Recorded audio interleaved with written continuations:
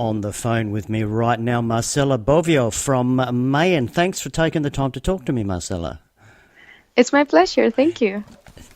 It's really good to have you on the line. Now, we've got a new MaYaN album coming out very soon, Dhyana, and yes, that's coming out very soon. We'll get to that in just a moment. But if we can just backtrack, if you can tell us how it came about that you came from growing up in Mexico to performing in Europe. Tell us, if you can, a bit about your musical journey.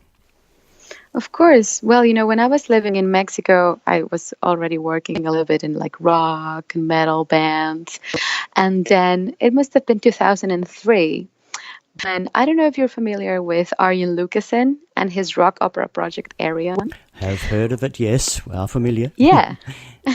But back then in 2003, he was working on a new album, which then became an album called The Human Equation. So, and his project, he always has multiple singers from all over the world, fantastic singers. And he came up with this idea of giving someone not very known the chance of performing one of the roles on this album. So a friend of mine told me, like, yeah, come on, send him some of your stuff. And I was a little bit reluctant, like, come on, he's never going to pick me for it. But eventually I did. And he did pick me. And, next thing I know, I'm flying over to Holland, never been in Europe, a little girl from Mexico, recording on the studio of this amazing prog legend. So we had a great time. The album came out. It was fantastic. It was a big success. One thing led to the other, and we ended up making another album together with the two of us, which became then a band that I worked with for quite some years, called Stream of Passion. And since I was so involved with music in the Netherlands, at some point it made sense for me to come over and move here. So I've been living here for 10 years. Yeah.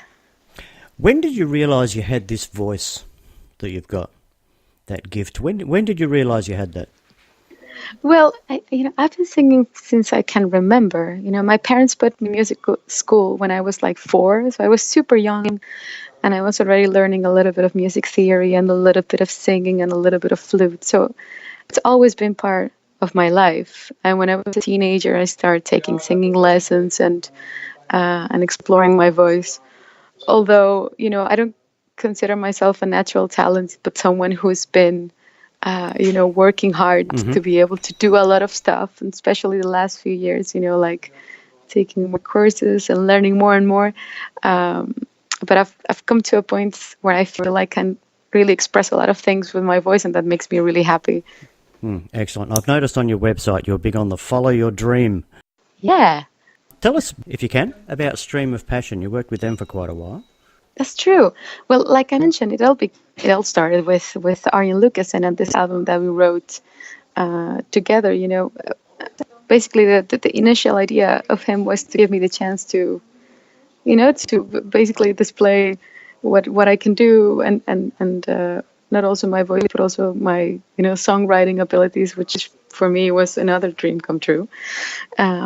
So we released an album together, and then we found musicians. We put a band together in order to record an album and then go on tour.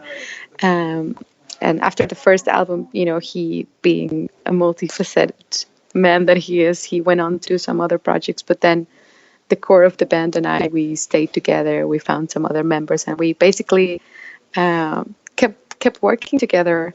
We made a sort of, like symphonic metal with a lot of prog influences, and we did that for, I think, in total something like 11 years. Yeah, a lot of beautiful memories from the time. How did it come about that you got involved in MaYaN? Would you mind retracing that for us? Of course. And, the previous album that they did, which was Antagonize, they recorded with Joost van den Broek at Sandling Studios. And Joost, also is a very good friend of mine and produced a lot of the Stream of Passion, basically the last 3 Stream of Passion albums.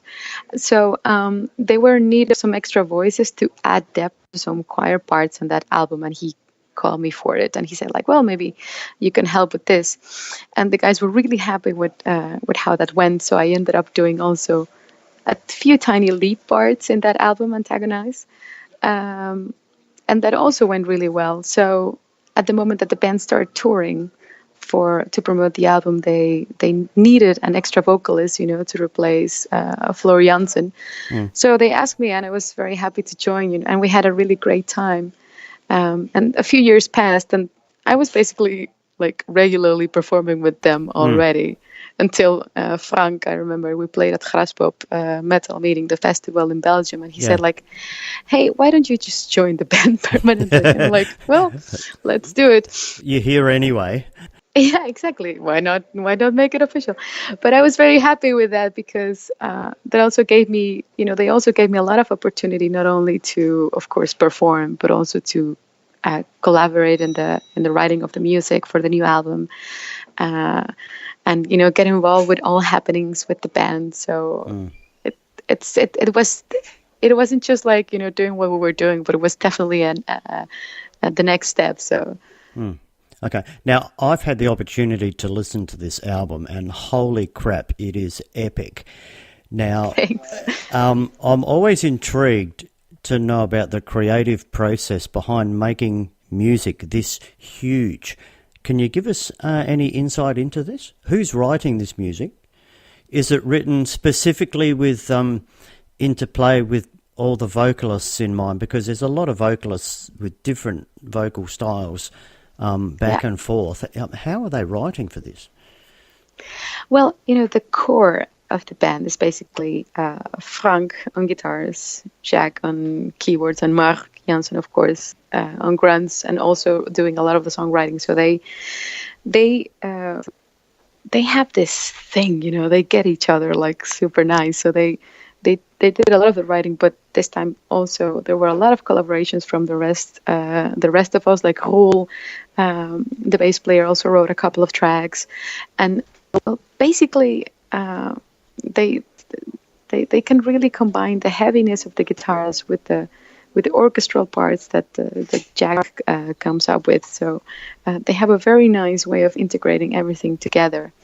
And for us, when it comes to the vocals, indeed it was a big task. But for some parts, it just came naturally. Like, oh, this, when George also wrote some songs together with Frank, so they knew where some grunts should be, and then some other parts. The guys would think like, okay, maybe this part is better for these vocals, maybe this part is better for these vocals.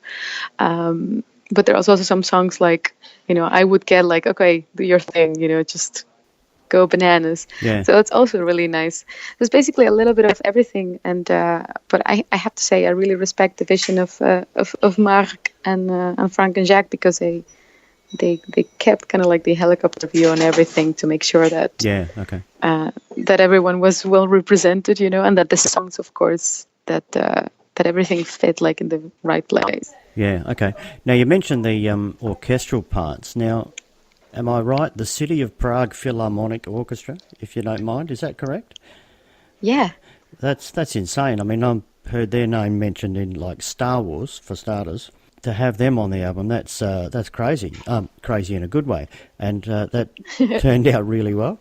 Yeah, I mean, we're ecstatic. It's MaYaN is this is the third album, but it's still, we're growing. We're getting there. So to record with such an orchestra, it's of course a very costly endeavor, and it's a very big endeavor. So we actually had a crowdfunding campaign in place to make that happen, and so it was really amazing to see how many of the fans were willing to support the cause and contribute and make it happen. And for us, it was like a dream come true, because we're all such big fans of epic music and orchestral music and movie soundtracks. So we could really hear how the orchestra elevated everything to a level that we couldn't imagine. So it's fantastic. For starters, there's a number of members in the band. There's a lot of guest people floating in and out. You're recording with an orchestra. How is it juggling all these people? It must be a huge task to get all this down. Oh yeah, for sure. But like I think most metal albums, most technical death albums, everything's recorded like separately. So there's a time to record the drums, and there's a time to record the guitars, and there's time, to put everything together. And luckily we had Joost van den Broek, who used to be in After Forever, and also is very involved in all the area happenings nowadays, to be the producer of the album. And he's fantastic. You know, he just, you don't even have to think about it. He can coordinate the whole thing and bring everything together also in the mix. So I mean, it was very, very straightforward. It's of course a very long and endeavor, but it's very important to have a producer who is like on top of things. And with Joost, we know that we have the best person for the job. How much does the band perform live? Well, so far it hasn't been a lot. I know for the guys it's not as much as they would have expected. But the last album was a little bit difficult. Because if I remember correctly, it came out almost at the same time as the new Epica album back then. And as you know, Mark Jansen and Arjen van Wezenbeek, they're both also members of Epica. So competing with the schedule of Epica is a little bit difficult, especially being Epica being such a humongous, successful band. But they're taking a little bit of a break the upcoming year, so they're doing a little bit slower. They're doing a little bit less shows, and that's going to give MaYaN, I think, the opportunity to pick it up and do more live performances, which is something that we're all really looking forward to. That was going to be my next question about juggling commitments with band members in other bands, but we've just shown that it can be difficult at times. Yeah, for sure. It's basically a lot of planning, and I think so far, because we don't have, we're not away for like months at a time. It's still very doable, but it's a little bit of a logistic nightmare, yes. Well, the good thing is, at least in the vocal department, we have, we can like double for each other. Like, I don't know, if Lara's not there, I can also sing her parts. And if someone else is not there, someone else can fill in. And we have some fantastic musicians that come and give us a hand when someone's not available, like Merel Bechtel on guitars. She is with us whenever her schedule with Delane, another band from the Netherlands, allows. But if she's not there, we've had the pleasure of working with Jort Otto, who's also in Vuur, and with Arjen Rijn, who used to be in Revamp. So, well, the Netherlands is a very small country, so we kind of all know each other, and we're lucky enough to have, a lot of very talented friends that can fill in case someone's not available, and that gives us a little bit of flexibility. Tell us about the album quickly. Have you got any favourite tracks on the album? Oh, is it too early to ask you that question? Yeah, it's just that there are so many different things. Like, for instance, The Rhythm of Freedom, which was the first lyric video and the first single that was released, I think is one of my favorite tracks, because it has a little bit of everything, and there's a lot of things happening, so I love it. But there's also, when you listen to the whole thing, there is this very symphonic track called Satori, and it's just basically the orchestra with Laura singing beautiful opera lights on top of it. Every time I listen to that, I get goosebumps, because it's just like this voice of a goddess and this beautiful orchestra. Gives me shivers just thinking about it. Now, the album's coming out September 21st, according to the information I have. What's the plan from here? Are you able to take it out on the road? Are we conflicting with Epica again? I think this time we're going to have the chance to do more, and that's the planning. We have some release shows in the Netherlands and in Belgium, and I know there's a lot of plans of making some more tours afterwards in Europe and in South America. So I'm very excited about that. I hope we can take this to as many places as possible. All right, Marcela, thanks for speaking to us about the new MaYaN album, Dhyana, and that's coming out September 21. Congratulations on that. Congratulations on everything so far, and we wish you all the best. Thanks again for talking to me. Thank you so much. It was my pleasure.